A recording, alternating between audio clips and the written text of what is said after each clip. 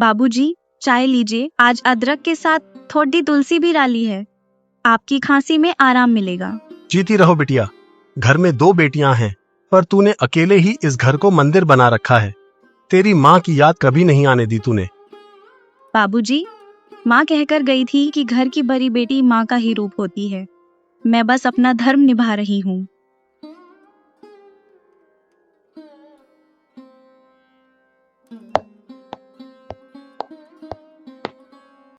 ओहो हो, फिर से वही भावुक बातें।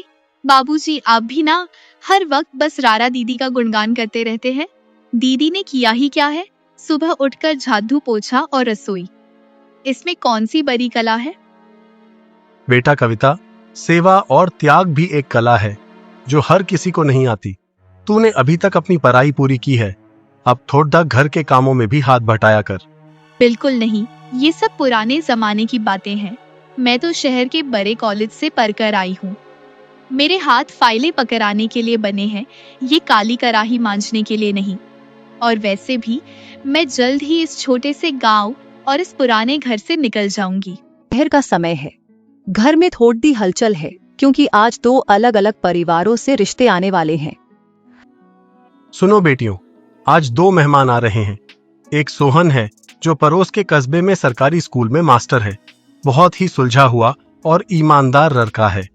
दूसरा राजेश है जो शहर में बहुत बड़ी बिस्कुट फैक्ट्री का मालिक। फैक्ट्री का मालिक?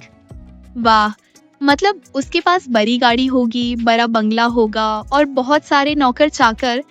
बाबूजी, आप बिना सोचे समझे राजेश जी को मेरे लिए पक्का कर दीजिए। मुझे शहर की चमक धमक बहुत पसंद है। पर कविता, तूने राजेश जी का स्वभाव तो जाना ही नहीं। सिर्फ पैसा देखकर शादी का फैसला करना क्या सही होगा? दीदी, आप अपनी ये पुरानी सोच अपने पास रखिए। पैसा है तो सब है। आप बस उस मास्टर जी के लिए तैयार हो जाइए। कम से कम आपको दाल रोटी की तो कमी नहीं होगी, हालांकि साड़ियों के लिए आपको तरसना पड़ेगा। पहले सोहन और उसके पिता आते हैं। सोहन एक साधारण सफेद कुर्ते में है, चेहरे पर शालीनता और आंखों में सच्चाई है। हरिप्रसाद जी, हमें रहेस की कोई लालसा नहीं है। हमें बस एक ऐसी बहू चाहिए जो सोहन के संघर्षों में उसका साथ दे सके।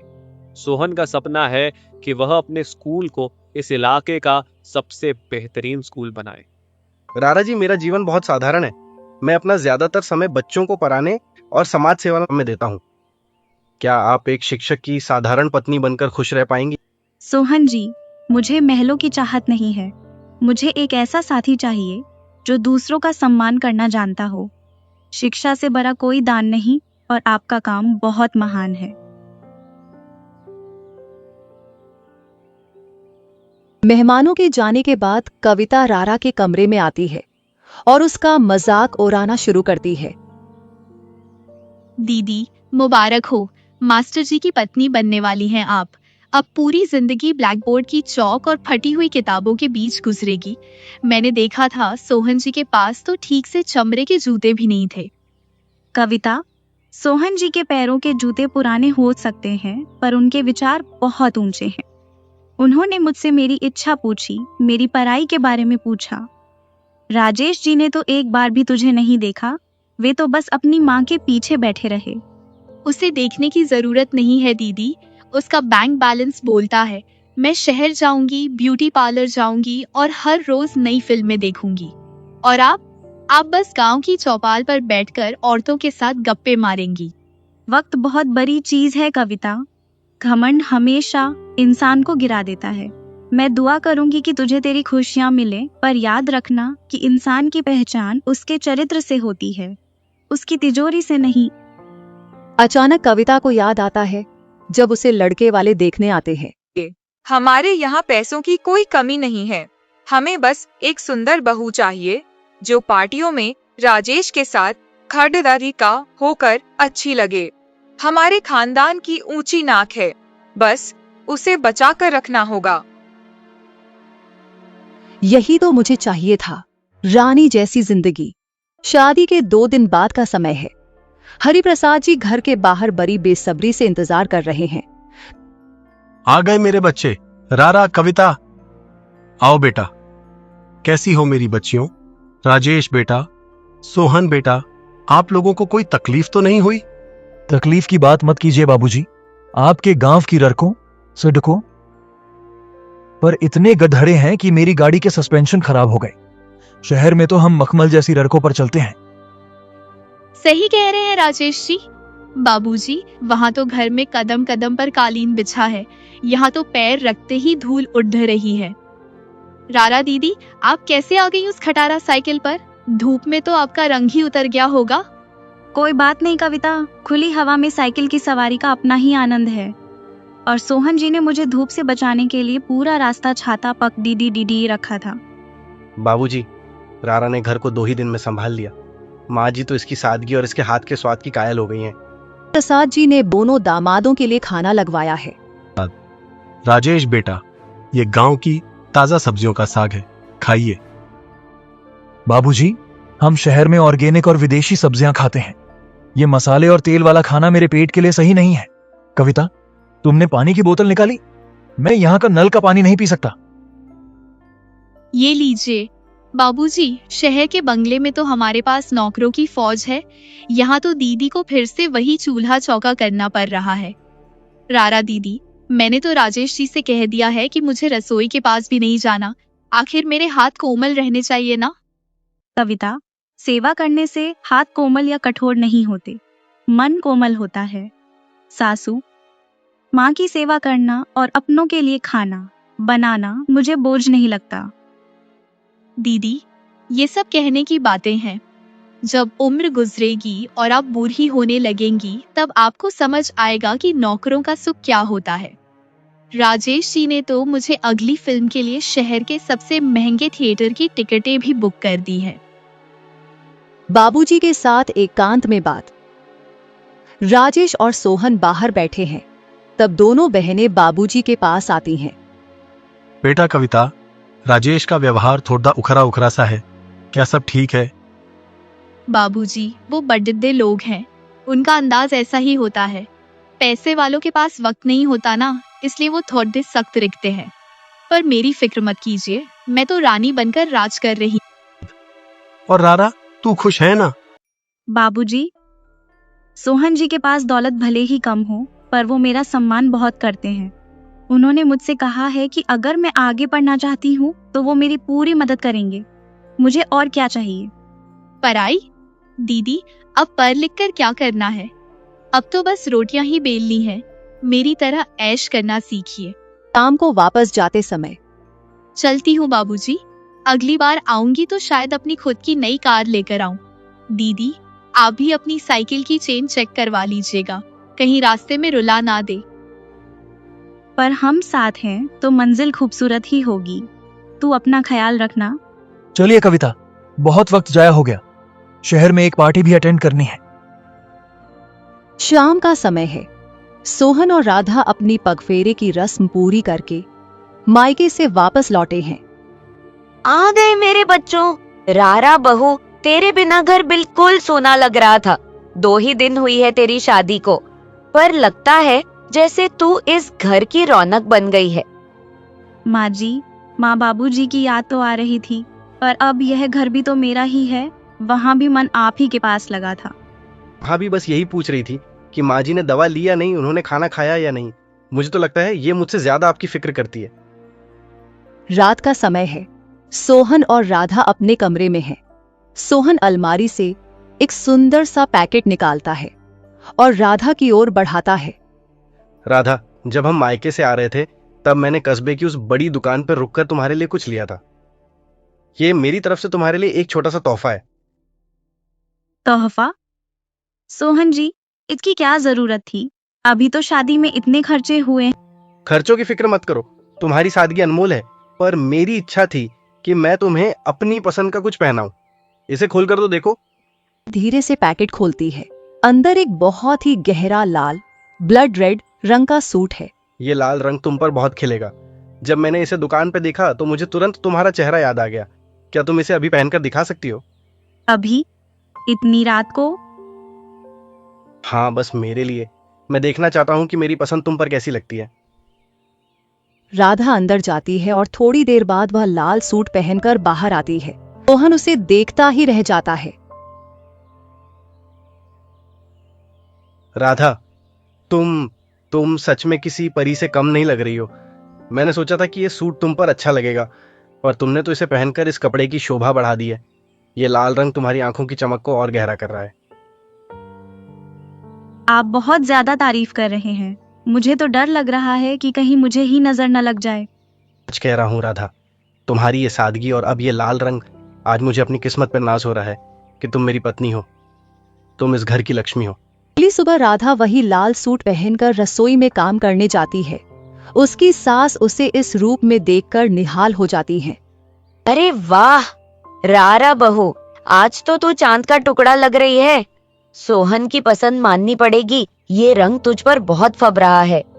शुक्रिया माँ जी, सोहन जी कल रात ही लाए थे। बहू, मुझे पता है कि हमारे घर में वो सुख सुविधाएं नहीं है जो तेरी बहन कविता के घर में होंगी, पर मैं तुझे वादा करती हूँ, यहाँ तुझे वो इज्जत और प्यार मिलेगा जो किसी दौलत से नहीं खरीदा जा सकता। माँ जी, मुझे महलों की चाहत कभी थी ही नहीं। मुझे बस एक ऐसा परिवार चाहिए था जहाँ मेरा सम्मान हो, और आप और सोहन जी ने मुझे वो सब दिया है। दोपहर का समय है, मेहमान आने वाले हैं और राधा खाना बनाने की तैयारी कर रही है। वह सिलेंडर को हिलाकर देखती है, वह पूरी तरह खाली है। हे भगवान, अभी तो गैस खत्म होनी ही थी। घर में मेहमान आने वाले हैं और सिलेंडर जवाब दे गया। सोहन जी, जरा सुनिए, रसोई में गैस खत्म हो गई है। घर में दूसरा सिलेंडर भी नहीं है। क्या? अभी रुको, मैं जरा पड़ोस के काका से पूछ कर देखता हूँ। सोहन और उसके पिता कस्बे की गैस एजेंसी पर जाते हैं। भाई साहब, ये क्या माजरा है? गैस क्यों नहीं मिल रही? मास्टर जी, पीछे से सप्लाई बंद है। शहर के प्लांट में हड़ताल हो गई है। अगले 1 हफ्ते तक एक भी सिलेंडर नहीं आएगा। जो था वो सुबह ही खत्म हो गया। और बेटा, हमारे घर मेहमान आए हैं, कहीं से भी एक सिलेंडर का इंतजाम कर दो। हम दुगने पैसे देने को तैयार हैं। पैसे का क्या करेंगे बाबूजी? जब माल ही नहीं है तो आप पूरे कस्बे में घूम लीजिए, कहीं गैस नहीं मिलेगी। सोहन और उसके पिता खाली हाथ घर लौटते हैं। घर में मेहमान आ चुके हैं और सब भूख से इंतजार कर रहे हैं। कविता का पति राजेश भी वहां मौजूद है। वह अपनी घड़ी देखते हुए ताना मारता है। क्या मास्टर साहब, एक गैस का इंतजाम नहीं हो सका? शहर में तो एक फोन करो और पाइपलाइन से गैस आती रहती है। यहाँ तो लगता है भूखे ही मरना पड़ेगा। राजेश भाई, हड़ताल है, पूरे कस्बे में कहीं गैस नहीं है। जब सब पुरुष परेशान होकर बैठे थे, राधा ने अपनी हिम्मत नहीं हारी। उसने अपने उस कीमती लाल सूट के ऊपर एक पुराना दुपट्टा लपेटा और घर के पीछे वाले हिस्से में चली गई, जहां कुछ पुरानी ईंटें और मिट्टी पड़ी। खुद से गैस नहीं है तो क्या हुआ? आग तो तब भी जलती थी जब गैस नहीं थी। राधा ने जल्दी जल्दी 3 ईंटें जोड़कर एक चूल्हा बनाया। उसने पास के बगीचे से सूखी लकड़ियां और उपले गोबर के कंडे इकट्ठे किए। धुआं उसकी आंखों में जा रहा था। उसका चेहरा पसीने से भीग गया, पर वह रुकी नहीं। बहू, ये क्या कर रही है? तूने इतना सुंदर सूट पहना है, धुएं से खराब हो जाएगा। माँ जी, सूट तो फिर से साफ हो जाएगा, पर घर आए मेहमान अगर भूखे चले गए तो हमारे संस्कारों पर दाग लग जाएगा। राधा ने लकड़ी के चूल्हे पर पीतल के पतीले में दाल चढ़ाई। मिट्टी के चूल्हे पर बनी दाल की खुशबू पूरे घर में फैल गई। वह एक एक करके फूली हुई रोटियां उतारने लगी। राजेश, जो अब तक मजाक उड़ा रहा था, उस खुशबू से अपनी भूख पर वाह, वर्षों बाद मिट्टी के चूल्हे का खाना खाने को मिलेगा। गैस की दाल में वो बात कहां जो इस धीमी आग पर पकी दाल में है। राधा ने सबको खाना परोसा। सबने उंगलियां चाट चाट कर खाना खाया। राजेश ने भी चुपचाप 3 रोटियां ज्यादा ही खा ली। सबके जाने के बाद सोहन रसोई के पीछे आता है। वह देखता है कि राधा थक कर चूल्हे के पास बैठी है। राधा, आज तुमने मेरा और बाबूजी का सिर ऊंचा कर दिया। जहां हम गैस की किल्लत से हार मान चुके थे, तुमने अपनी मेहनत से घर की लाज बचा ली। मुझे माफ करना, तुम्हारा सुंदर लाल सूट धुएं में खराब हो गया। सोहन जी, ये कालिक तो धुल जाएगी, पर आज जो मुझे तसल्ली हुई है वो किसी मशीन से नहीं मिल सकती। आज मुझे समझ आया कि हम गांव वालों का स्वाभिमान हमारी आत्मनिर्भरता में है। गैस हो या ना हो, हमारी रसोई कभी ठंडी नहीं होगी।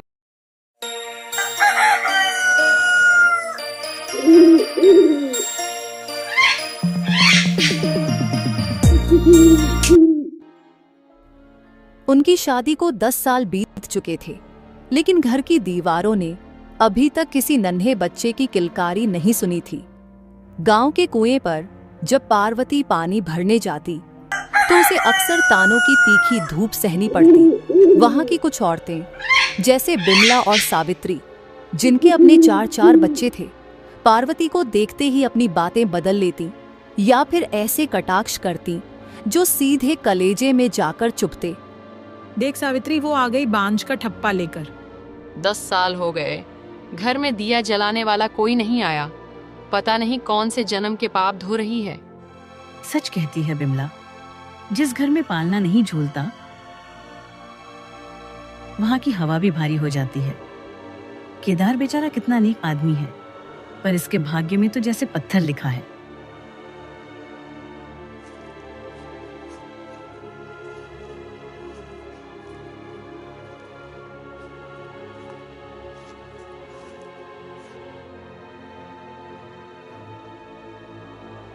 सुन रे बिटिया, इनकी बातों को पत्थर समझकर दिल पर मत रख। भगवान की लाठी में आवाज नहीं होती, पर उसका न्याय सबसे बड़ा होता है।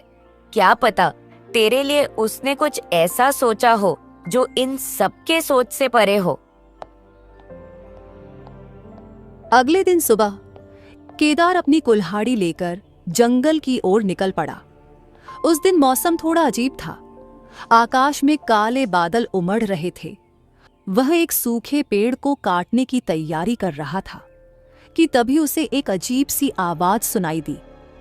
पहले उसे लगा कि शायद किसी पक्षी की चहचहाहट है, लेकिन फिर उसे महसूस हुआ कि यह किसी बच्चे के रोने की आवाज है। इस घने जंगल में बच्चा कहां से आएगा? कोई है यहाँ? किसका बच्चा है यह? जब केदार लकड़ी के गट्ठर की जगह अपनी गोद में एक बच्ची को लेकर गांव की गलियों से गुजरा। अरे केदार, यह किसका पाप उठा लाया? केदार किसी की बात सुने बिना सीधे अपने घर पहुंचा। केदार को इस तरह अंदर आते देखा और उसकी गोद में उस छोटी सी परी को पाया। केदार, ये कौन है? हमारी बेटी है पार्वती। भगवान ने इसे मेरे लिए जंगल में भेजा है। पार्वती ने जैसे ही बच्ची को अपनी गोद में लिया, बच्ची ने खिलखिलाकर एक ऐसी हंसी बिखेरी जिससे घर का हर कोना जीवंत हो उठा। आंगन में गांव वालों की भीड़ जमा होने लगी। बिमला और सावित्री सबसे आगे थीं। देखो तो जरा, अपनी तो हुई नहीं तो अब जंगल से उठाकर ले आए। पता नहीं किसकी है, किस जात की है।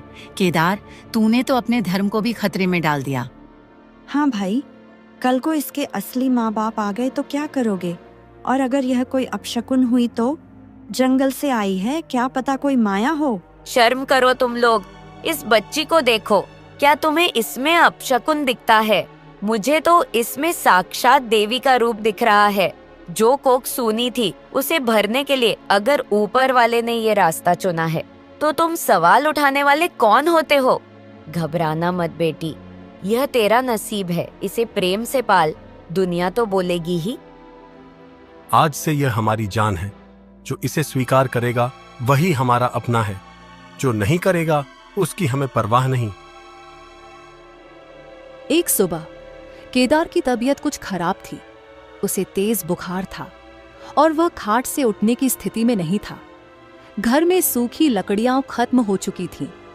अन्या बेटा, तू अपने बाबू के पास बैठ। मैं जरा पास वाले जंगल से कुछ सूखी टहनियां बीन लाती हूँ। माँ, आज आप मत जाओ। बाहर हवा बहुत तेज है और मन कुछ ठीक नहीं लग रहा। मैं चली जाती हूँ। तू अभी छोटी है लाडो, और फिर मुझे तो रास्तों की पहचान है। मैं बस गई और आई। पार्वती कुल्हाड़ी और रस्सी लेकर घर से निकल पड़ी। अन्या दरवाजे पर खड़ी उसे तब तक देखती रही जब तक वह पेड़ों के झुरमुट में ओझल नहीं हो गई। दोपहर ढल गई, सूरज पश्चिम की ओर झुकने लगा, लेकिन पार्वती नहीं लौटी। केदार को होश आया तो उसने सबसे पहले पार्वती के बारे में पूछा। बाबू, माँ अभी तक नहीं आई? अगले 3 दिनों तक खोज जारी रही, पर अंत में सब हार मान गए। केदार टूट चुका था। वह घर के कोने में बैठा रहता। चौपाल पर बिमला चिल्लाकर कह रही थी, मैंने 10 साल पहले ही कहा था कि यह लड़की मनहूस है। देखो, आते ही इसने पार्वती को निगल लिया। जिस जंगल ने इसे दिया था उसी जंगल ने अपनी कीमत वसूल ली। सही कहती है बिमला। जब से यह आई है गांव में कुछ न कुछ अनिष्ट होता ही रहता है। कभी सूखा पड़ता है तो कभी पशु बीमार होते हैं, और अब देखो बेचारी पार्वती का नामो निशान मिट गया। यह लड़की अपशकुन की पोटली है। गांव के लोग जो पहले अन्या को देखकर मुस्कुराते थे, अब उसे देखते ही अपना रास्ता बदल लेते। ए लड़की, दूर हट यहाँ से। पहले ही अपनी माँ को खा गई, अब क्या हमारा वंश मिटाना चाहती है? एक दिन गांव के जमींदार का लड़का अचानक बीमार पड़ गया। वैद्य जी ने बहुत कोशिश की। यह सब उस अन्या की वजह से है। मैंने उसे कल जमींदार की हवेली के पास देखा था। उसकी बुरी नजर लग गई है।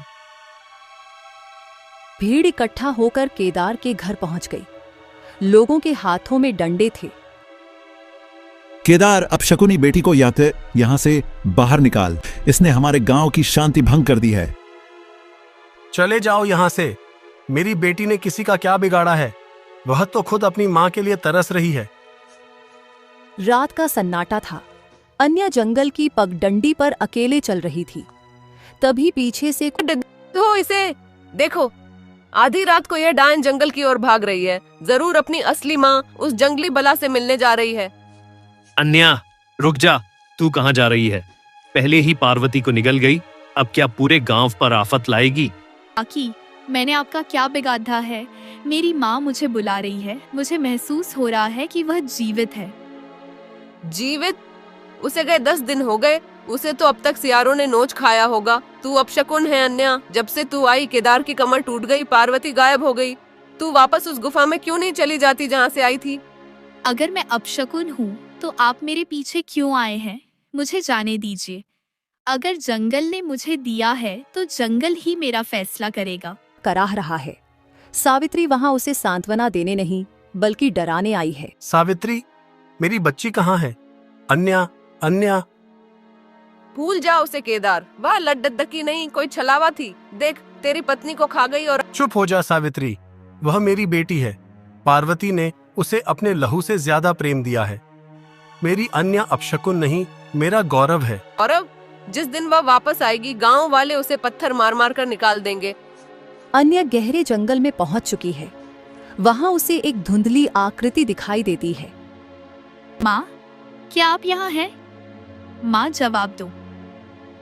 तू यहाँ क्यों आई पुत्री? ये इंसानों की जगह नहीं है। कौन है? सामने आओ। मेरी माँ पार्वती कहाँ है? लोग कहते हैं वह मर गई, पर मेरा दिल कहता है वह यहीं है। एक वन देवी जैसी महिला। पार्वती सुरक्षित है, लेकिन वह अब उस दुनिया की नहीं रही जिसे तुम जानती हो। उसने अपनी जान की बाजी लगाकर तुझसे वह श्राप दूर किया है जो तेरे जन्म के साथ था। श्राप? कैसा श्राप? गांव वाले मुझे तना देते हैं, अपशकुन कहते हैं। क्या मैं वाकई बुरी हूँ? नहीं अन्या, तू प्रकृति का वरदान है, लेकिन इंसानी लालच और डर ने तुझे पत्थर बना दिया है। पार्वती ने जंगल से प्रार्थना की थी कि वह तेरी जगह खुद को बंदी बना ले, ताकि तू एक सामान्य जीवन जी सके। अगली सुबह अन्या जंगल से वापस लौटती है। उसके हाथ में कुछ जद्दी बूटियां हैं। गांव वाले उसे घेर लेते हैं। देखो, यह वापस आ गई। इसके हाथों में देखो, जरूर कोई काला जादू करके आई है। अन्या, अब बहुत हुआ। तेरा इस गांव में रहना अब नामुमकिन है। या तो तू सच बता कि पार्वती कहाँ है, या फिर। मुखिया जी, मेरी माँ ने मेरे लिए बलिदान दिया है। वह इसी जंगल की रक्षा में है। ये जद्दी बूटियां बाबू के लिए हैं। उन्हें ठीक होने दे, फिर मैं खुद चली जाऊंगी। नहीं, यह हमें जहर देना चाहती है। इसे पत्थर मारो, इसे भगाओ यहाँ से। रुको, अगर मेरी बेटी जाएगी तो मैं भी जाऊंगा। तुम लोगों के दिल पत्थर के हो चुके हैं। जिस बच्ची ने तुम्हें कभी कुछ नहीं कहा, उसे तुम मौत के मुंह में धकेल रहे हो। नहीं बाबू, आप यहीं रहेंगे।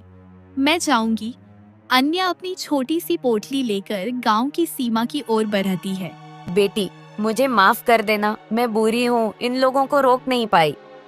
काकी, आपने मुझे सांत्वना दी, वही बहुत है। याद रखना, प्रकृति कभी किसी का बुरा नहीं करती, बुरा इंसान की सोच होती है। रुको अन्या, रुक जा बेटी। नहीं बाबू, आप घर जाइए, गांव वाले आपको भी तंग करेंगे। मैं अपशकुन हूँ, मुझे जंगल ही जाना होगा। मुखिया जी, बिमला, सावित्री, गौर से देख लो इस बूढ़े को। जिस घर को मैंने अपने खून पसीने से सींचा, उसे आज छोड़ रहा हूँ। अगर मेरी बेटी अपशकुन है तो मैं भी इस गांव के लिए पर आया हूँ। अरे केदार, बुढ़ापे में मती मारी गई है क्या? इस कलमुही के लिए अपना घर बार छोड़ रहा है? जंगल में जानवर खा जाएंगे तुझे। जानवरों से डर नहीं लगता बिमला, इंसानों की कड़वी जुबान से लगता है। तुम लोगों ने मेरी पार्वती को खा लिया अपनी बातों से, अब मेरी बेटी को नहीं छीनने दूंगा। चल अन्या, यह गांव अब हमारे रहने लायक नहीं रहा। आप इतनी दूर कैसे चलेंगे? आपका बुखार। तेरा हाथ पकड़ लिया है ना, अब यमराज भी आए तो रास्ता बदल लेगा। चल। बाबू, आज ये जामुन बहुत मीठे हैं, देखो कितने काले और रसीले हैं। आज हाँ लाडो, मेहनत कभी बेकार नहीं जाती। मैं शहर के बाजार जा रहा हूँ, तू कुटिया से बाहर मत निकलना। ले लो भाई, जंगल के ताजे और मीठे फल, बिना किसी खाद के, सीधे पेड़ से तोड़े हुए। फल तो अच्छे दिख रहे हैं, क्या भाव दिया? अरे भाई, मत खरीदना इससे। यह वही केदार है जिसकी बेटी अपशकुन है। इसकी पत्नी को जंगल निकल गया, इसके फलों में भी बला होगी, घर में बीमारी आएगी। छी, पहले बताना था ना। हट, अपना मनहूस सामान यहाँ से हटा। साहब, फल तो पेड़ के हैं, इनमें क्या दोष? मेरी बेटी तो बेकसूर है। जा यहाँ से, कोई नहीं खरीदेगा तेरे। खाली हाथ थका हारा कुटिया लौटता है। फलों की टोकरी वैसी की वैसी भरी हुई है। आप आ गए? दिखाओ, आज कितने पैसे मिले? आज हम नमक और थोड़ा आटा लाएंगे ना। नहीं अन्या, आज बाजार में भीड़ कम थी, लोगों को शायद फल पसंद नहीं आए। बाबू, आप झूठ बोल रहे हैं। फिर से रामपुर के लोगों ने कुछ कहा ना? उन्होंने फिर सबको मना लगता है। मैं हार गया बेटी, मैं तुझे भरपेट रोटी भी नहीं खिला पा रहा। तेरी माँ होती तो मुझे धिक्कारती।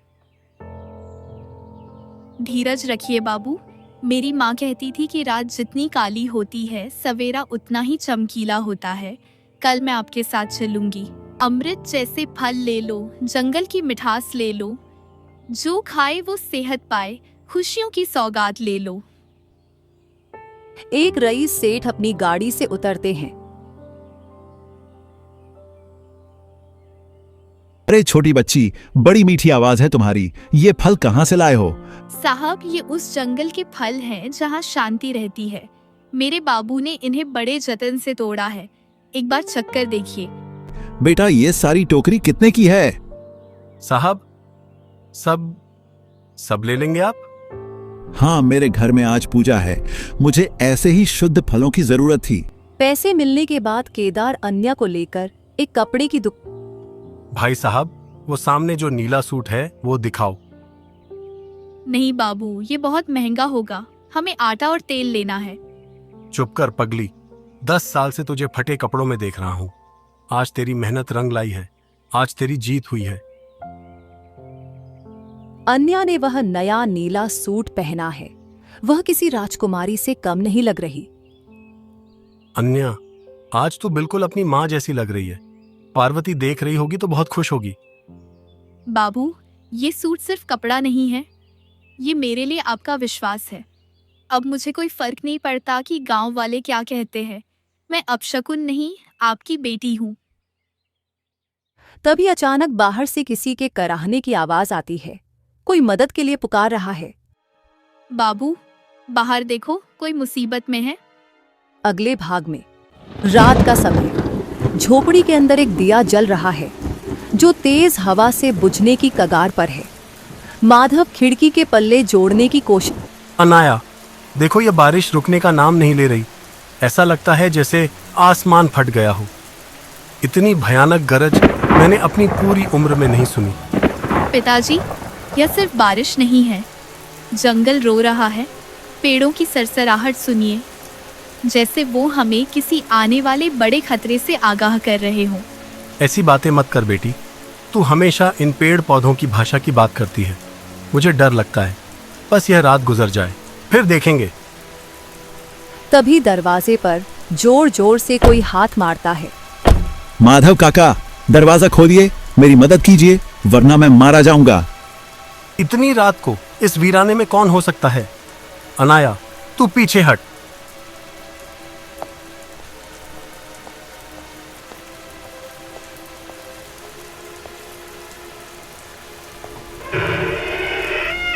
रामू, तुम इस हालत में गांव से इतनी दूर यहां तक कैसे आए? काका, सब खत्म हो गया, गांव डूब रहा है, लोग अपनी जान बचाने के लिए इधर उधर भाग रहे हैं। यह कोई मामूली बारिश नहीं है, यह एक श्राप है। श्राप? कैसा श्राप रामू काका? 2 दिन पहले गांव में एक साधु आए थे। उनका शरीर धूल से भरा था, गला प्यास से सूख गया था।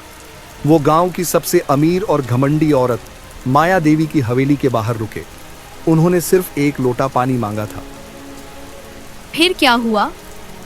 माया देवी ने पानी देने की जगह उन पर कीचड़ उछाल दिया, उन्हें भिखारी कहकर अपमानित किया और उनका कमंडल पैर से मार कर तोड़ दिया। साधु की आंखें गुस्से से लाल हो गईं। उन्होंने अपना हाथ उठाया और कहा, जिस पानी के लिए तुमने मुझे तरसाया है, वही पाई है, वही पानी तुम्हारे सर्वनाश का कारण बनेगा। ये बादल तब तक नहीं छंटेंगे जब तक इस पाप का प्रायश्चित नहीं होता।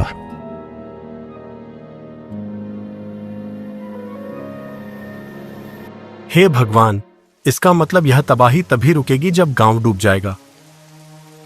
नहीं काका, गांव के पंडित जी ने कहा है कि इस श्राप का तोड़ सिर्फ एक पवित्र आत्मा के पास है जो इस जंगल के राज्य जानती हो।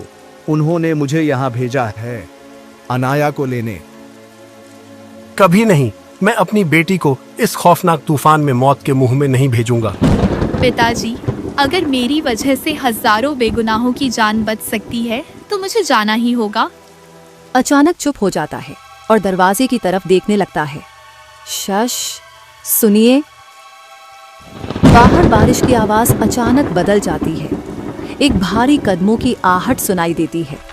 धप धप। वो कौन है? वो वही है, साधु का भेजा हुआ पहरेदार। वो किसी को गांव से बाहर नहीं निकलने दे रहा। मैं कैसे बचकर यहां तक पहुंचा, यह सिर्फ मैं ही जानता हूं। अचानक झोपड़ी की कच्ची दीवार पर एक विशाल साया उभरता है। एक भारी गरजती हुई आवाज, अनाया, बाहर आ, समय हो गया है।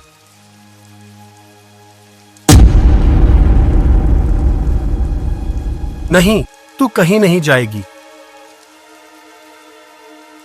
पिताजी, वो मुझे नुकसान नहीं पहुंचाएगा।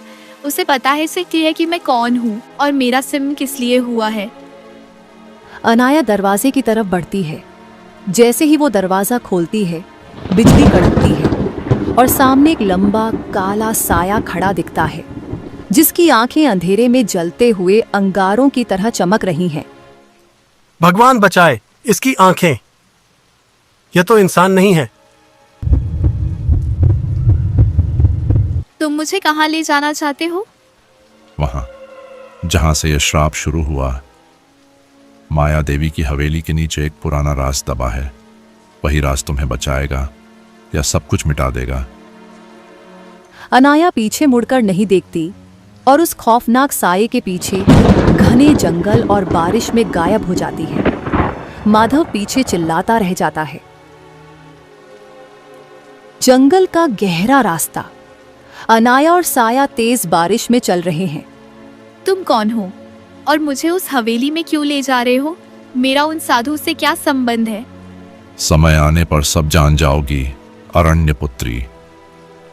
माया देवी ने केवल एक साधु का अपमान नहीं किया, उसने उस चीज को जगा दिया है जिसे सदियों से इस जंगल की मिट्टी में दबा कर रखा गया था। अरण्य पुत्री? मुझे मेरे पिता ने कभी यह नहीं बताया। तुम्हारे पिता वही जानते हैं जो उन्हें दिखाया गया। असली सच उस हवेली की काल कोठरी में बंद है। चलो, देर हो रही है। बारिश का हर कतरा अब जहर बन रहा है। हवेली के अंदर माया देवी बेचैनी से टहल रही है। पुरोहित जी, ये बारिश रुक क्यों नहीं रही? मैंने आपको इतना सोना दिया, इतनी बलि दी, फिर भी उस भिखारी साधु का श्राप मुझ पर भारी पड़ रहा है। मालकिन, वह कोई साधारण साधु नहीं थे, वह शून्य के उपासक थे। आपने उनका अपमान करके उस प्राचीन ताले को तोड़ दिया है। अब केवल वही लड़की इसे शांत कर सकती है जिसे आपने सालों पहले मरने के लिए जंगल में छोड़ दिया था। क्या? वह लड़की? वह तो मर चुकी होगी। माधव उसे ले गया था, उसने कहा था कि वह उसे मार देगा।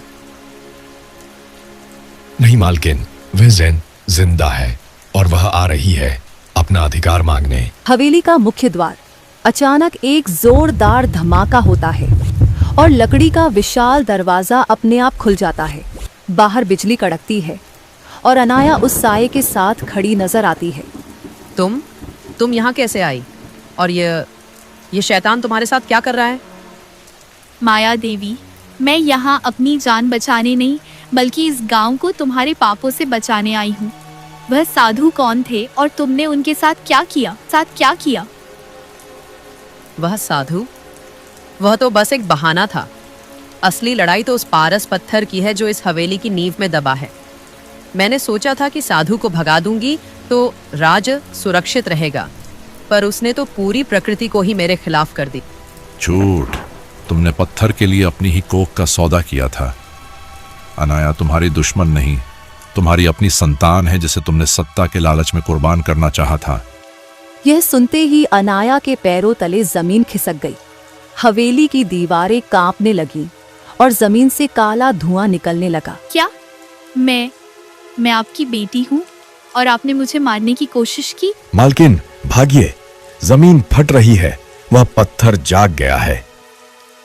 अचानक हवेली के फर्श के बीचों बीच एक गहरी दरार पड़ती है।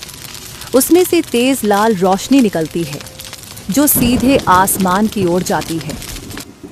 अनाया, उस रोशनी में हाथ डालो, वही तुम्हारी शक्ति है। अगर तुमने उसे नहीं पकड़ा तो यह हवेली और यह गांव इसी वक्त राख हो जाएंगे। हवेली के अंदर का मंजर। पुरोहित डर के मारे फर्श पर गिर पड़ा है। माया देवी एक खंजर निकालकर अनाया की तरफ झपटती है। अगर तू मेरी सत्ता की दुश्मन है तो तुझे जिंदा रहने का कोई हक नहीं। जिस दिन तू पैदा हुई थी, ज्योतिषी ने कहा था कि तू मेरी मौत बनेगी। आज मैं उस भविष्यवाणी को ही मिटा दूंगी।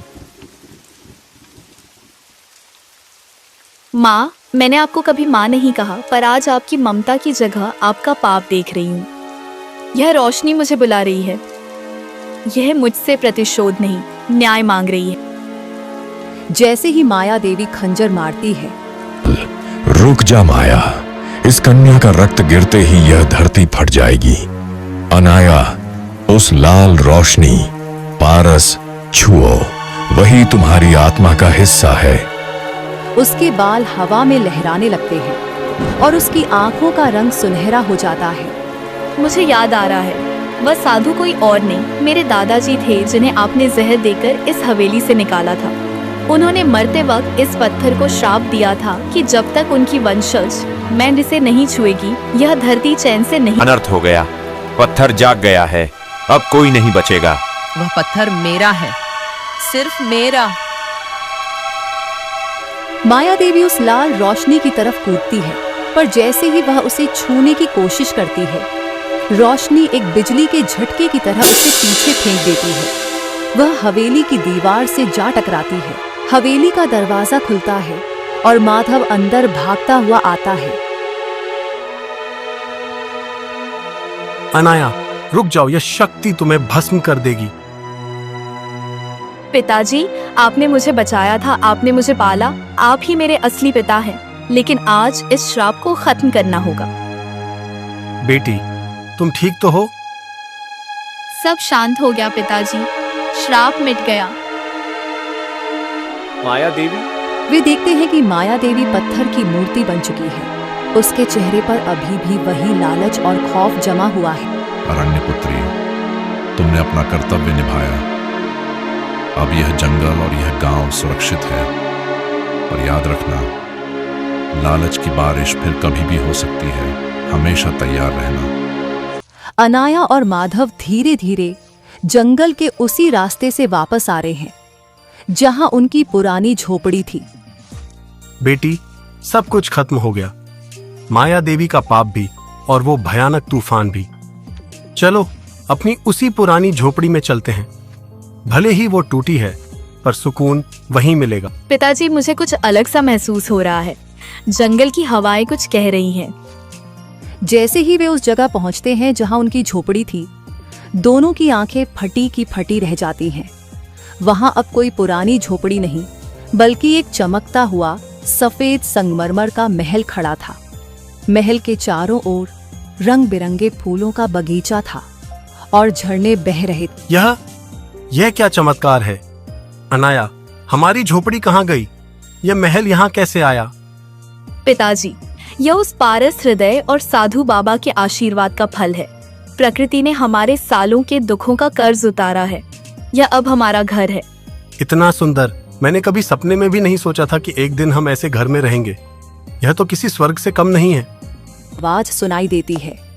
पूरे गांव के लोग मुखिया के नेतृत्व में हाथों में फूलों की मालाएं और उपहार लिए महल के द्वार पर पहुंचते हैं। धन्य है यह बेटी और धन्य है वह पिता जिसने इसे पाला। माधव भाई, हमें माफ कर दो। हमने तुम्हें और अनाया को इस जंगल में मरने के लिए छोड़ दिया था। हमने सोचा था कि तुम दोनों मनहूस हो, पर आज तुम्हारी वजह से हमारा गांव और हमारी नस्लें बच गई हैं। बेटी, हमें लगा था कि माया देवी ही सब कुछ है, पर तुम तो साक्षात देवी का रूप निकली। वालों, मैंने किसी से कोई नाराजगी नहीं रखी। जिस दिन बारिश थमी, उसी दिन मेरी सारी शिकायतें भी बह गईं। आज से यह जंगल अनाया वन के नाम से जाना जाएगा और इस महल से ही हमारे गांव का न्याय होगा। माधव भाई, आप हमारे गांव के मुख्य सलाहकार होंगे। मुझे महल या पद का लालच नहीं है मुखिया जी। बस खुशी इस बात की है कि आज मेरी बेटी को वह सम्मान मिला जिसकी वह हकदार थी। देखिए पिताजी, कल तक हम इस जंगल में अकेले थे और आज पूरा गांव हमारे साथ खड़ा है। सच कहा बेटी, सच्चाई की जीत थोड़ी देर से होती है, पर जब होती है तो पूरी दुनिया देखती है। पूरा गांव अनाया बेटी की जय के नारों से गूंज उठता है। महल के बगीचे में उत्सव शुरू हो जाता है और सालों का सन्नाटा खुशियों में बदल जाता है। जंगल का वह नया सफेद महल, बाहर चांदनी बिखरी है, पर अंदर एक गहरा राज खुलने वाला है।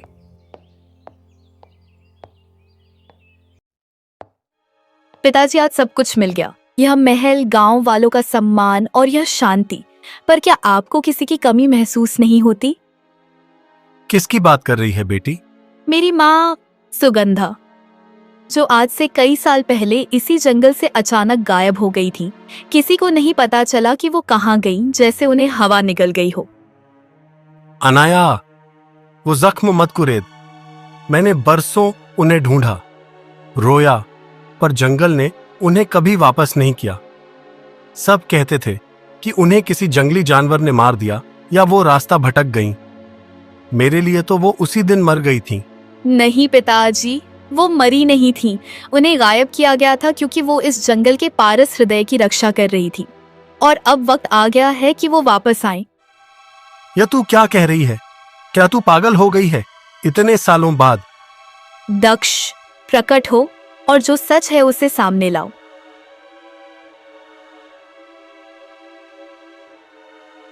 अरण्यपुत्री, समय आ गया है।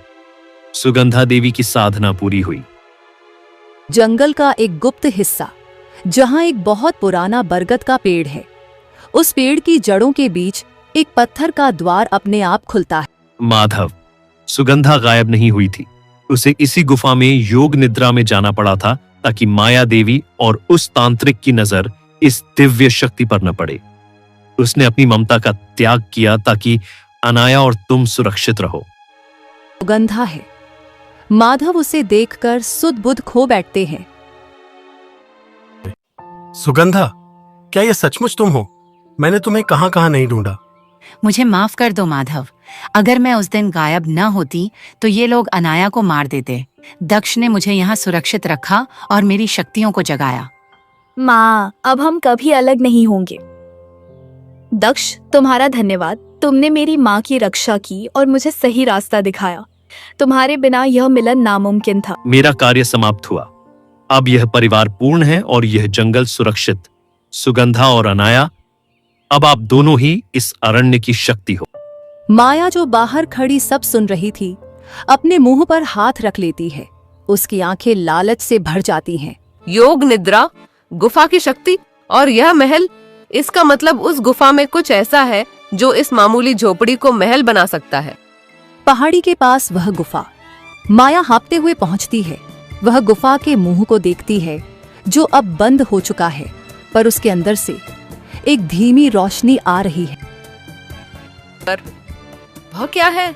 वह रोशनी, वह तो जैसे हीरे की सीढ़ी है। वहां सचमुच एक अद्भुत हीरे की सीढ़ी थी जो गुफा के ऊपर से पहाड़ी की चोटी तक जा रही थी। हर हीरा एक सूरज की तरह चमक रहा था। ये सब मेरा है।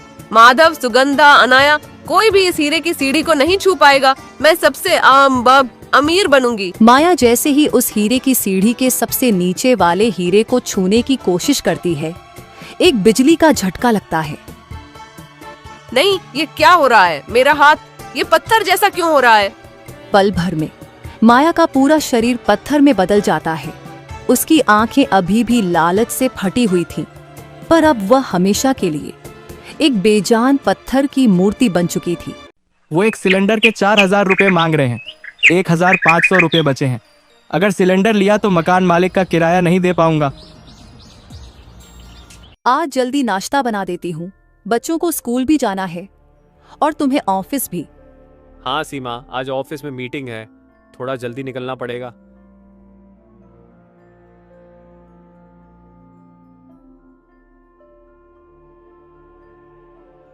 माँ जल्दी करो, आज टेस्ट है। मुझे भी बस जल्दी पकड़नी है। अरे ये क्या, गैस क्यों बंद हो गई?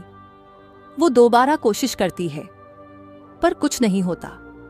वो सिलेंडर हिलाकर देखती है। हे भगवान, सिलेंडर खत्म हो गया।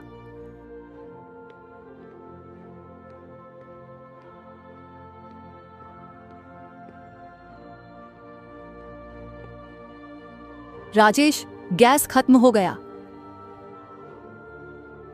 क्या अभी? तो नाश्ता?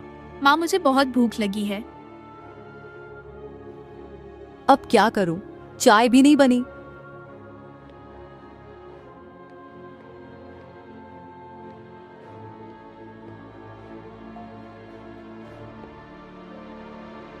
हाँ यार, आज सुबह ही। पूरे मोहल्ले में यही हाल है। गैस एजेंसी में स्टॉक ही नहीं है। नहीं यार, मेरा भी सिलेंडर खत्म। कल ही सोचा था भरवा लूं, लेकिन टाल दिया। आज बिस्किट खा लो, स्कूल से आकर कुछ बना दूंगी। हर बार ऐसा ही होता है माँ। भैया, कहीं गैस मिल रहा है क्या? नहीं भाई, एजेंसी में भी खत्म है।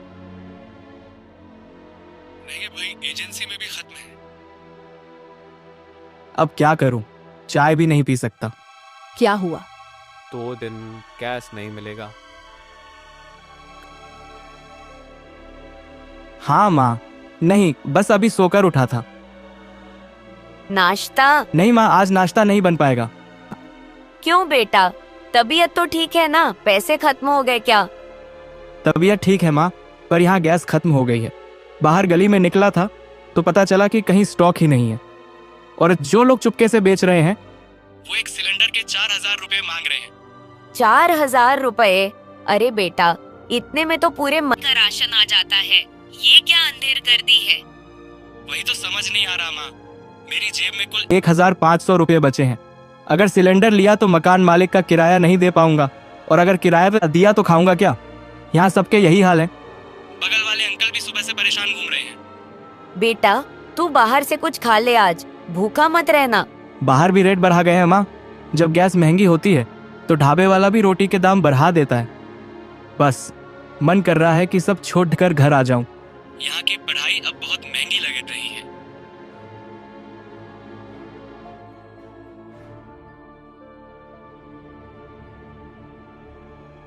राजेश भाई, देखिए ये कालाबाजारी, एजेंसी वाला कह रहा है स्टॉक नहीं है और पीछे के दरवाजे से वही सिलेंडर तिगुने दाम पर बिक रहे हैं।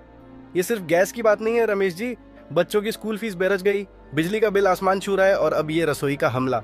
एक आदमी आखिर कितनी जगह से टूटे? हमें जवाब चाहिए। हमारे घर में कल रात से चूल्हा नहीं जला है, बच्चे भूखे स्कूल गए हैं। क्या यही अच्छे दिन हैं कि हमें अपना हक मांगने के लिए भी लाइन में लगना पाड़े है?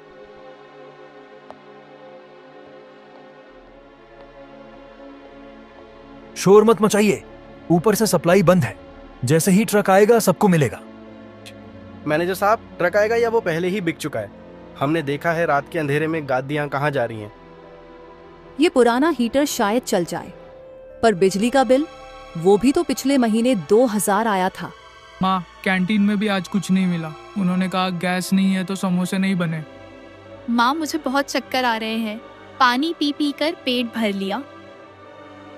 धैर्य रखो बच्चों, पापा गए हैं, कुछ न कुछ इंतजाम करके आएंगे। मैं इस हीटर पर खिचड़ी बनाने की कोशिश करती हूँ।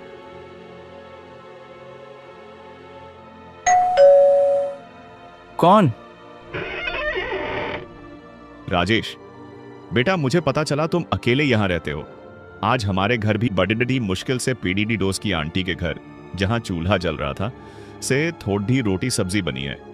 सीमा ने तुम्हारे लिए भी भेजा है। अंकल, इसकी क्या जरूरत थी? आप लोगों के पास खुद कम होगा। जरूरत इंसानियत की है बेटा। ये 4000 का सिलेंडर हमें मार सकता है, लेकिन अगर हम एक दूसरे का हाथ आबानिंग DH लें तो शायद जी जाएं। आज तुम खा लो, कल का कल देखेंगे। अरे सुनिए, जरा जल्दी यहाँ तो आइए, अनर्थ हो गया।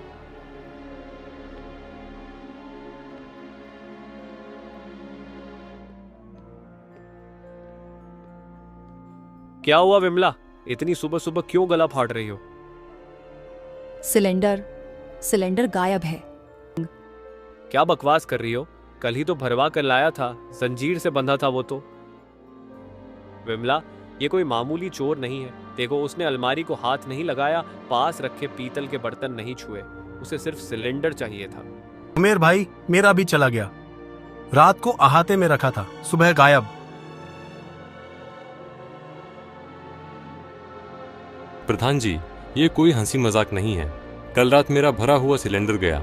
आज सुबह मेरी बहू ने चूल्हे पर लकड़ियां जलाकर चाय बनाई है। धुएं से सबकी आंखें सूज गई हैं। आखिर ये चोर है कौन? धीरज रखो काका, मैंने शहर के थाने में फोन कर दिया है। दरोगा जी कह रहे थे कि पास के गांव बड़गांव में भी ऐसी ही वारदातें हुई थीं। हो सकता है कोई गिरोह सक्रिय हो। गिरोह? प्रधान जी, जरा ठंडे दिमाग से सोचिए। शहर का चोर अगर गांव में घुसता तो वह रामू काका के घर से पीतल के परात और लौटे भी उठाता। वह मेरे घर से विमला के सोने के झुमके ले जाता जो मेज पर रखे थे, लेकिन उसने सिर्फ सिलेंडर उठाया। क्यों? साहब, और एक बात गौर करने वाली है। चोर को यह कैसे पता कि किस घर में सिलेंडर भरा हुआ है और किस घर में खाली? कल रात जिन 3 घरों में चोरी हुई, तीनों ने कल ही एजेंसी से सिलेंडर लिया था। राम राम प्रधान जी, क्या हुआ? सब इतने परेशान क्यों हैं? अरे दीनू, तुझे नहीं पता, गांव में सिलेंडर चोरी हो रहे हैं। तू तो रात को चौकीदारी का काम भी करता है कभी कभी। तुझे कुछ सुनाई नहीं दिया? नहीं साहब, मैं तो कल रात दूसरे टोले में था। एक छत की ढलाई चल रही थी, वहां तो सब ठीक था। दीनू भाई, आप इतनी सुबह सुबह कहां से आ रहे हो? आपके जूते पर तो वो लाल मिट्टी लगी है जो गांव के उस पुराने खंडहर वाले रास्ते पर मिलती है। ढलाई तो पक्की सड़क के पास हो रही थी ना? वो तो मैं शॉर्टकट से आ रहा था अंकित बाबू। थक गया हूं, घर जा रहा हूं। 2 दिनों तक गांव में सन्नाटा पसरा रहा। लोग अब घरों के अंदर सिलेंडर रखकर सोने लगे थे। अंकित, तुझे नहीं लगता कि चोर कोई बाहर का नहीं है? कल जब दीनू बात कर रहा था तो उसके हाथ कांप रहे थे। हो सकता है बिरजू, लेकिन दीनू तो इतना सीधा है, वो तो किसी चींटी को भी नहीं मारता। वो चोरी क्यों करेगा? और वो भी सिलेंडर की। उन्हें बेचेगा कहाँ? यही तो पहेली है। सिलेंडर बेचना आसान नहीं है। हर सिलेंडर का एक नंबर होता है। ये तो हद हो गई। अब तो सरकारी संपत्ति भी सुरक्षित नहीं है। दरोगा जी को बुलाओ अब मामला हमारे बस का नहीं रहा। ये पक्का बिरजू का काम है। रात को पहरे पर यही था, फिर चोरी कैसे हुई? मुंह संभाल के बोल। मैं और अंकित पूरी रात साथ थे। शांत हो जाओ सब। लड़ने से चोर नहीं पकड़े जाएंगे। हमें दिमाग से काम लेना होगा। चोर हमारे बीच ही है और वह हमारी हर चाल जानता है। वह जानता है कि पहरा कहाँ है और खाली रास्ता कहाँ। तीनू कहीं नजर नहीं आ रहा था। पड़ोसियों से पूछा तो पता चला कि तीनू सुबह सुबह शहर जाने की बात कहकर निकला है। चाचा, दीनू गायब है और स्कूल के पीछे वाली दीवार पर मुझे वही लाल मिट्टी के निशान मिले हैं जो दीनू के जूतों पर थे। बेटा, सिर्फ मिट्टी के आधार पर हम किसी को गुनहगार नहीं कह सकते। हमें सबूत चाहिए। आज रात हम पहरा नहीं देंगे, बल्कि हम शिकार करेंगे। मतलब? हम अफवाह फैलाएंगे कि प्रधान जी के घर आज रात शहर से 5 नए सिलेंडर आए हैं और हम छिपकर देखेंगे कि उस चारे को कौन निगलने आता है।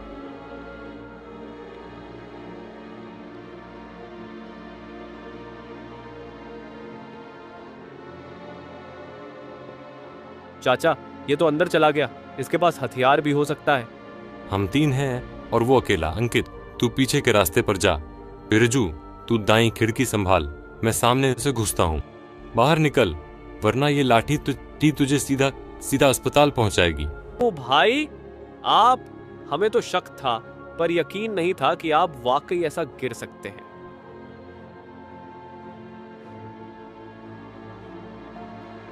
साहब, मार डालो मुझे, पर पुलिस को मत बुलाना। मैं चोर नहीं हूं, मैं मजबूर था। मजबूरी? पूरे गांव का खाना छीन लिया तुमने और कह रहे हो मजबूर थे। ये सिलेंडर यहाँ क्या कर रहे हैं? इन्हें किसे बेचने वाले थे तुम? मैंने एक भी सिलेंडर नहीं बेचा बिरजू भाई, सब यही हैं। देखिए, एक भी कम नहीं है। दीनू, सीधी तरह बता, माजरा क्या है? तू इन सिलेंडरों का अचार डालने वाला था क्या? अगर बेचना नहीं था तो जान जोखिम में डालकर चोरी क्यों की? गब्बर, वही जो पुरानी गाड़ियां और लोहा खरीदता है, उसका इन सिलेंडरों से क्या लेना देना? वो सिर्फ कबाड़ी नहीं है, वो अवैध गैस रिफिलिंग का धंधा करता है। उसने मुझसे कहा था कि अगर मैं उसे गांव से 20 सिलेंडर लाकर नहीं दूंगा तो वो मेरे घर के कागजात जला देगा और मेरे बूढ़े बाप को जेल भिजवा देगा। उसने झूठे केस में फंसाने वालों की धमकी दी थी। तुमने उसे ये सिलेंडर दिए क्यों नहीं? यहाँ क्यों छिपा रखे हैं? देने ही वाला था बिरजू भाई, लेकिन मेरा जमीर नहीं माना। जब मैं सुमेर सिंह चाचा के घर से सिलेंडर लाया तो मुझे याद आया कि कैसे उन्होंने मेरी बेटी की पढ़ाई के लिए पैसे दिए थे। मैं चाहकर भी इन सिलेंडरों को गांव से बाहर नहीं ले जा पाया। मैं बस इन्हें यहाँ छिपाता गया, इस उम्मीद में कि शायद गब्बर भूल जाए या मुझे कोई रास्ता मिल जाए।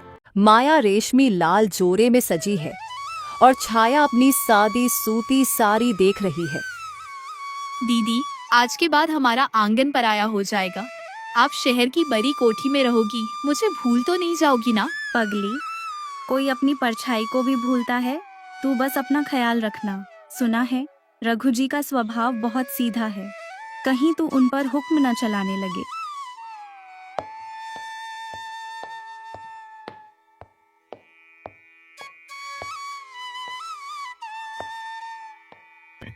बेटियों, माया, आए।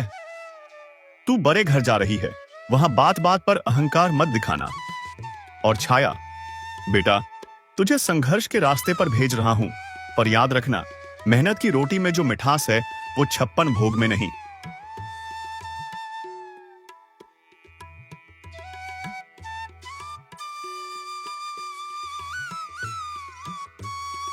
रात का समय आर्यन नशे की हालत में कमरे में आता है। माया बिस्तर के कोने पर डरी हुई बैठी है।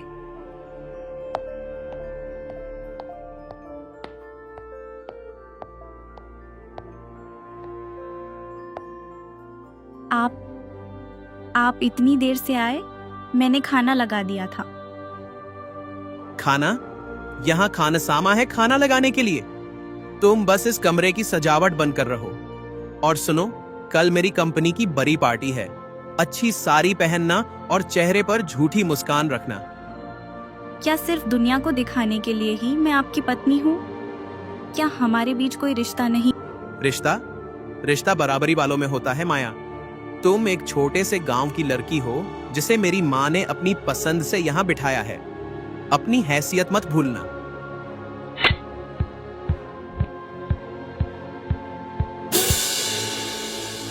छाया का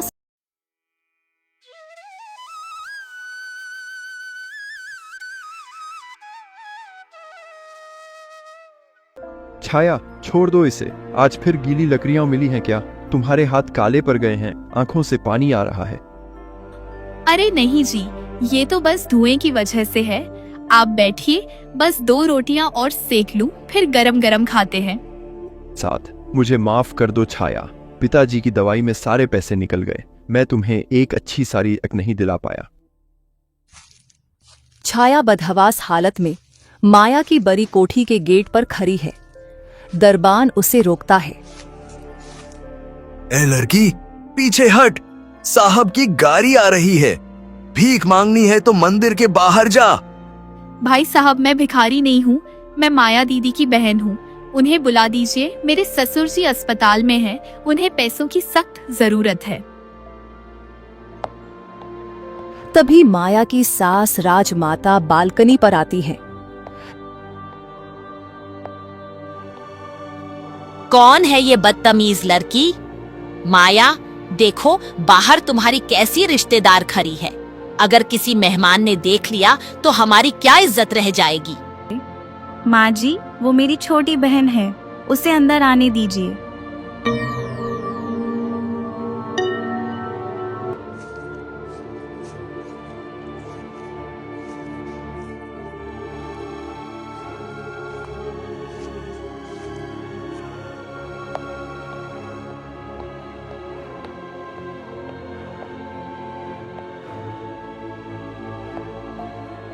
वो नहीं मिली ना? बड़े लोगों के दरवाजे छोटे लोगों के लिए हमेशा बंद रहते हैं छाया। दीदी ने मुझे देखा रघु, वह खिड़की पर खड़ी थी पर उसने एक शब्द नहीं कहा। पैसों का इतना घमंड, आज से मेरा कोई मायका नहीं, मेरी कोई बहन नहीं। शांत हो जाओ छाया, पिताजी वो हमें छोड़कर चले गए। नहीं, यह नहीं हो सकता। दीदी की खामोशी ने मेरे पिता समान ससुर की जान ले ली। अब हम यहाँ नहीं रहेंगे, यह शहर हमें खा जाएगा। हम शहर छोड़कर दूर जाएंगे और अपनी तकदीर खुद लिखेंगे। वह और रघु एक छोटे से कमरे में अपना सामान बांध चुके थे। छाया की आंखों में एक नई चमक थी, शहर छोड़ने की चमक। रघु जी जल्दी कीजिए, बस छूट जाएगी। लेकिन जवाब में सिर्फ एक कराह सुनाई दी। रघु जमीन पर बैठा था, उसका चेहरा पीला पड़ चुका था और माथे पर पसीने की बूंदें चमक रही। छाया, मुझे सांस लेने में तकलीफ हो रही है। रघु ने कांपते हुए कहा और देखते ही देखते वह बेसुध होकर फर्श पर गिर पड़ा। छाया की चीख निकल गई। उसने रघु का सिर अपनी गोद में रखा। रघु जी, आंखें खोलिए, आप ऐसे हार नहीं मान सकते। हमने साथ जीने की कस्में खाई थी। उसके आंसू रघु के बेजान चेहरे पर गिर रहे थे। उसे महसूस हुआ कि उसकी किस्मत उसे उस दहलीज पर वापस खींच रही थी। डॉक्टर ने आकर नब्ज देखी और सर हिला दिया। हालत बहुत खराब है, फेफड़ों में इन्फेक्शन फैल गया है। इन्हें फौरन शहर के सबसे बड़े अस्पताल ले जाना होगा, वरना ये रात नहीं काट पाएंगे। कम से कम 2 लाख का इंतजाम करो। 2 लाख? 2 लाख? छाया के पास 200 रुपये भी नहीं थे। उसने अपनी शादी की आखिरी निशानी, एक छोटी सी सोने की लौंग नोज पिन देखी। उसे बेचकर भी कुछ नहीं होने वाला था। उसके पास सिर्फ एक ही विकल्प था, रॉयल विला, उसकी बहन का घर, जो अब उसके लिए नरक का द्वार बन चुका था। उधर रॉयल विला की भव्यता में माया एक अलग ही इंसान बन चुकी थी। आर्यन के जुल्मों और उसकी सास की कड़वाहट ने उसे एक ऐसी औरत बना दिया था जो अब दूसरों को तड़पते देख सुकून महसूस करती थी। वह आईने के सामने खड़ी थी। उसकी गर्दन पर एक नीला निशान था, आर्यन की उंगलियों की छाप। उसने उस पर महंगा फाउंडेशन लगाया। माया, कहाँ मर गई? मेरी चाय अभी तक क्यों नहीं आई? आ रही हूं माँ जी।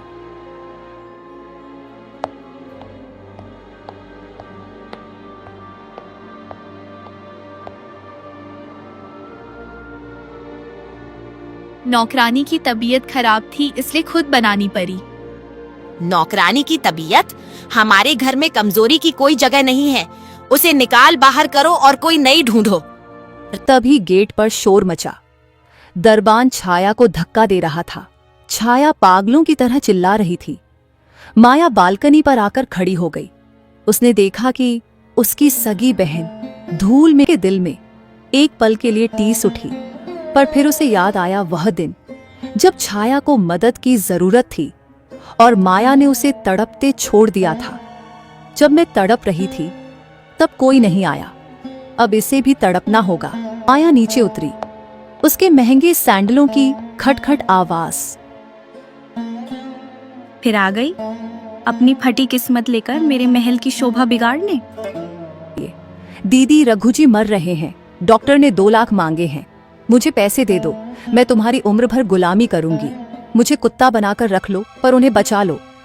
दीदी? कौन दीदी? यहाँ कोई दीदी नहीं है। यहाँ सिर्फ मालकिन है और पैसा मुफ्त में नहीं मिलता। छाया, इस घर का एक नियम है, यहाँ हर चीज की कीमत चुकानी पड़ती है। क्या कीमत देनी होगी? तुम इस घर की नौकरानी बनोगी, लेकिन आम नौकरानी नहीं। तुम वह काम करोगी जो बाकी नौकर नहीं करते। तुम मेरी जूती साफ करोगी, मेरे नहाने का पानी तैयार करोगी और जब मैं कहूँ तब मेरे पैर दबाओगी। तुम्हें इस घर के स्टोर रूम में रहना होगा जहाँ चूहे और अंधेरा रहता है। और सबसे बड़ी बात, तुम कभी रघु से मिलने नहीं जाओगी जब तक मैं न कहूँ। दीदी, वह बीमार है, उसे मेरी जरूरत है।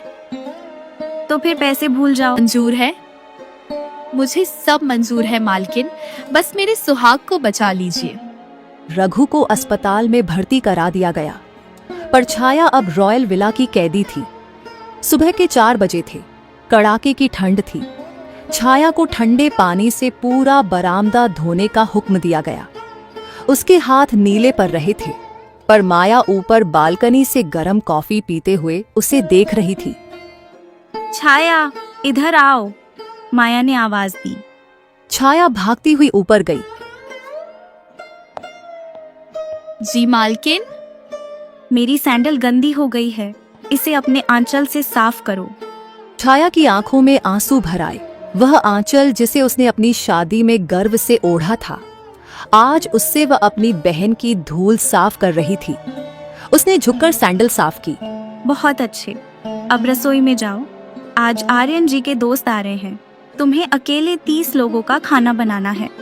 अगर नमक भी कम हुआ तो तुम्हारी तनख्वाह से पैसे काट लिए जाएंगे और रघु की दवाई रोक दी जाएगी। पूरे दिन छाया भूखी प्यासी काम करती रही। उसके शरीर में जान नहीं बची थी। शाम को जब मेहमान आए तो माया ने छाया को जानबूझकर सबके सामने बुलाया।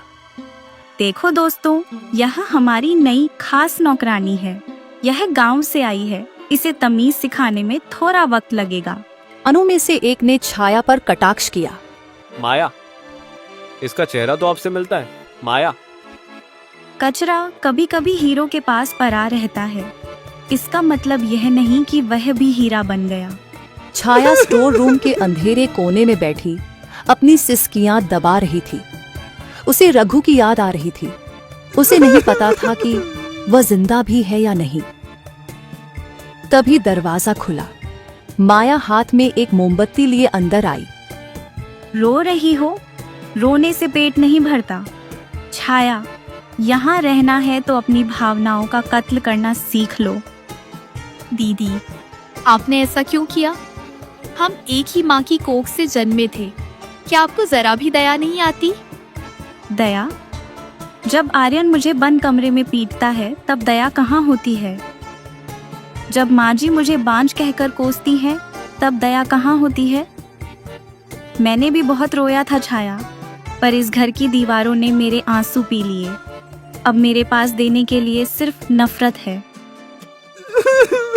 छाया ने देखा कि माया की कलाई पर सिगरेट से जलाने के निशान थे।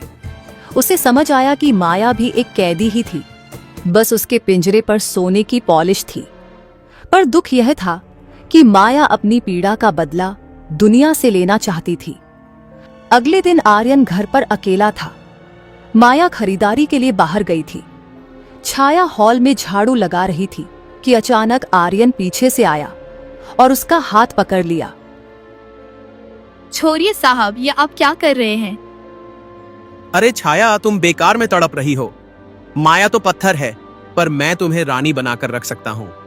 बस थोड़ा सहयोग करो। अगर चिल्लाई तो रघु के अस्पताल का बिल रुक जाएगा। सोच लो।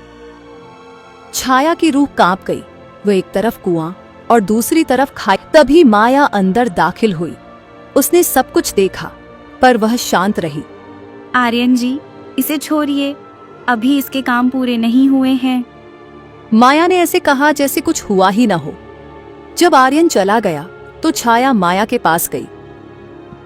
दीदी, वह मेरे साथ बदतमीजी कर रहे थे। माया ने छाया को एक थप्पड़ रसीद कर दिया। अपनी हद में रहो। तुम नौकरानी हो, और अगर मर्द तुम पर नजर डाल रहा है तो इसमें तुम्हारी ही कोई गलती होगी। जाओ और अपना काम करो। छाया स्तब्ध रह गई। उसकी अपनी बहन ने उसे बचाने के बजाय उसे ही दोषी ठहरा दिया। उस पल छाया के अंदर की मासूम लड़की मर गई। उसकी आंखों के आंसू सूख गए।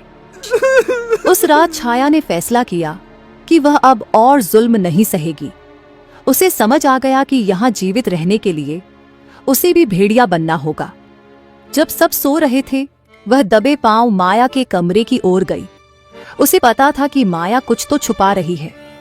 उसने देखा था कि माया हर रात एक छोटी सी अलमारी को बहुत सावधानी से बंद करती थी। छाया ने चाबियों का गुच्छा चुराया और अलमारी खोली। वहां ढेरों गहने थे, पर उनके पीछे एक पुरानी फाइल दबी थी। छाया ने फाइल खोली और उसकी आंखें फटी की फटी रह गई।